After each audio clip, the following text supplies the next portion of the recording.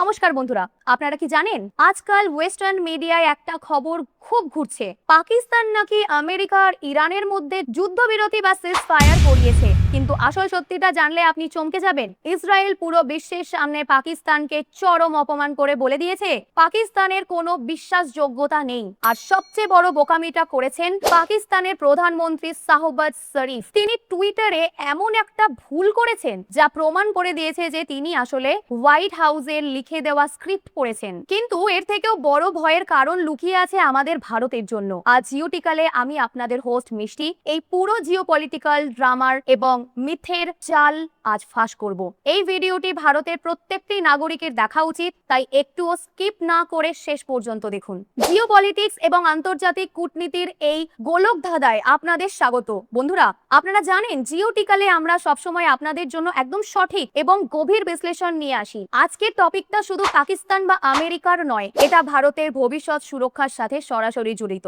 আপনারা যদি একজন গর্বিত ভারতীয় হন এবং দেশের জিওপলিটিক্যাল পরিস্থিতি সম্পর্কে সচেতন থাকতে চান, তবে এখনই ভিডিওটিতে একটা লাইক দিন। আর হ্যাঁ, চ্যানেলটিকে সাবস্ক্রাইব করে বেল আইকনটি প্রেস করতে একদম ভুলবেন না, কারণ আপনাদের সাপোর্টই আমার এগিয়ে চলার একমাত্র অনুপ্রেরণা। চলুন এবার মূল বিষয়ে ঢোকা যাক। বন্ধুরা, আপনি যদি সম্প্রতি ওয়েস্টার্ন মিডিয়া বা কাতারের আল জাজিরার খবর পড়েন, দেখবেন সেখানে বলা হচ্ছে কিভাবে পাকিস্তান, আমেরিকা এবং ইরানের মধ্যে একটি অসম্ভব সিজ ফায়ার করিয়ে দিল। পাকিস্তানি সাংবাদিকরা আজ বিশ্বজুড়ে একটা বিশাল পিআর ক্যাম্পেইন চালাচ্ছে, যেখানে তারা বোঝাতে চাইছে যে পাকিস্তান আন্তর্জাতিক কূটনীতিতে কত বড় একটা খেলোয়াড়। পাকিস্তানের প্রধানমন্ত্রী শাহবাজ শরীফ একটি ভিডিও রিলিজ করে বড় বড় কথা বলেছেন। তিনি বলেছেন পাকিস্তান চিরকালের জন্য বদলে গেছে।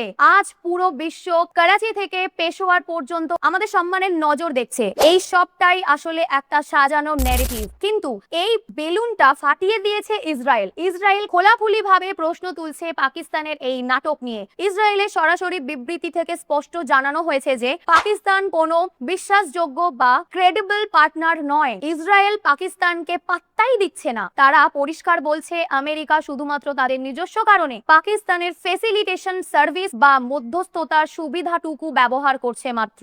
ইসরায়েল পাকিস্তানকে তুরস্ক বা কাতারের মতো প্রবলেমেটিক কান্ট্রি বা সমস্যামূলক দেশের তালিকাতেই রাখে। অর্থাৎ পাকিস্তান যে নিজেকে বিশ্ব নেতা হিসেবে প্রজেক্ট করতে চাইছে, ইসরায়েল তাকে এক ধাক্কায় মাটিতে নামিয়ে এনেছে। এবার ভাবুন, একটা দেশের প্রধানমন্ত্রী কতটা কেয়ারলেস হতে পারে। শাহবাজ শরীফ যখন টুইটারে পোস্ট করে দাবি করলেন যে তারা মিডল ইস্টে সিজ ফায়ার করিয়েছেন, তখন তিনি একটা হাস্যকর ভুল করে বসেন। তিনি যে পোস্টটি করেছেন তার একেবারে ওপরে লেখা ছিল draft Pakistan PMS message on x, অর্থাৎ এক্সে পাকিস্তানের প্রধানমন্ত্রীর জন্য খরসা বার্তা। বন্ধুরা, এটা মানে বুঝতে পারছেন? যেমন ধরুন আপনাকে কেউ একটা স্পিচ লিখে দিন আর তার উপরে লেখা আছে এখান থেকে স্পিচ শুরু করুন, আর আপনি না বুঝে সেটাই পড়ে দিলেন। শাহবাজ শরীফ বা তার আইটি টিম ঠিক এই বোকামিটাই করেছে। আন্তর্জাতিক সাংবাদিকরা এই ভুলটা ধরে ফেলে এবং হাসাহাসি শুরু করে। এর থেকে জলের মতো পরিষ্কার হয়ে যায় যে এই পুরো মেসেজটা আমেরিকার তরফ থেকে পাকিস্তানকে পাঠানো হয়েছিল, আর তারা অন্ধের মতো সেটা কপি অ্যান্ড পেস্ট করেছে। নিউ ইয়র্ক টাইমসের মতো পত্রিকাও এটা রিপোর্ট করেছে যে শাহবাজ শরীফ প্রেসিডেন্ট ট্রাম্পকে যে অনুরোধ করেছিলেন সেই পুরো মেসেজটা সাজানোর পেছনে হোয়াইট হাউস সরাসরি জড়িত। ডোনাল্ড ট্রাম্প এবং পাকিস্তান মিলে এই পুরো নাটকটা এমন ভাবে কোঅর্ডিনেট করেছেন যেন মনে হয় পাকিস্তান অনুরোধ করছে আর ট্রাম্প সেটার উত্তর দিচ্ছেন। আপনারা হয়তো ভাবছেন ইসরায়েল পাকিস্তানকে এত অবিশ্বাস কেন করে? কারণ পাকিস্তান সবার সাথে মিথ্যে কথা বলেছে। যখন নেগোসিয়েশন চলছিল, পাকিস্তান আমেরিকাকে গিয়ে বলেছিল যে ইরান লেবানন নিয়ে খুব একটা মাথা ঘামায় না, ইসরায়েল লেবাননে যা খুশি করতে পারে। আবার অন্যদিকে ইরান আর আন্তর্জাতিক মিডিয়াকে শাহবাজ শরীফ বললেন যে এই সিজ ফায়ারের ফলে লেবাননের শান্তি আসবে এবং ইসরায়েলের আক্রমণ বন্ধ হয়ে যাবে। সবটাই ডাহা মিথ্যে। আমেরিকার ভাইস প্রেসিডেন্ট জেডি ভান্স সম্প্রতি নিশ্চিত করেছেন যে এই চুক্তিতে বিশাল ভুল বোঝাবুঝি সৃষ্টি হয়েছিল, কারণ পাকিস্তান বিভিন্ন পার্টিকে আলাদা আলাদা মিথ্যা তথ্য দিয়েছিল। এই কারণেই ইসরায়েল পাকিস্তানের কোনো কথাই শোনে না এবং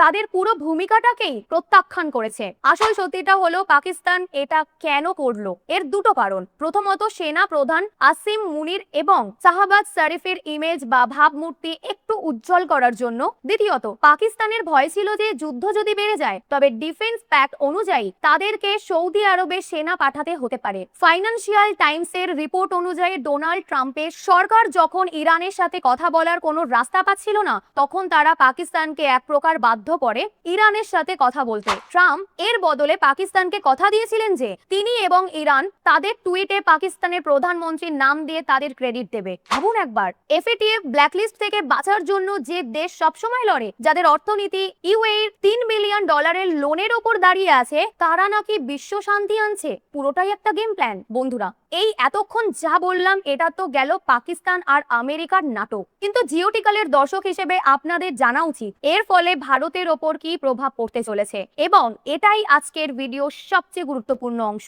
এই পুরো ঘটনা থেকে একটা জিনিস খুব পরিষ্কার, আজ পাকিস্তানের বর্তমান স্ট্যাবলিশমেন্ট এবং আমেরিকার হোয়াইট হাউস ইনফরমেশন ওয়ারফেয়ার বা যুদ্ধে একে অপরের সাথে মারাত্মকভাবে কোঅর্ডিনেট করছে। তারা একসঙ্গে মিলে স্ক্রিপ্ট লিখছে এবং সারা বিশ্বে একটা ন্যারেটিভ তৈরি করছে। ভবিষ্যতে যদি ভারতের সাথে পাকিস্তানের কোনো দ্বন্দ্ব বা কনফ্লিক্ট তৈরি হয়, যেমন ধরুন ভারত যদি অপারেশন সিঁদুরের মতো কোনো অপারেশন কন্টিনিউ করে, তখন কি হবে? তখন কি আমরা দেখব যে হোয়াইট হাউস এবং পাকিস্তান একইভাবে হাত মিলিয়ে ভারতের বিরুদ্ধে ন্যারেটিভ তৈরি করছে?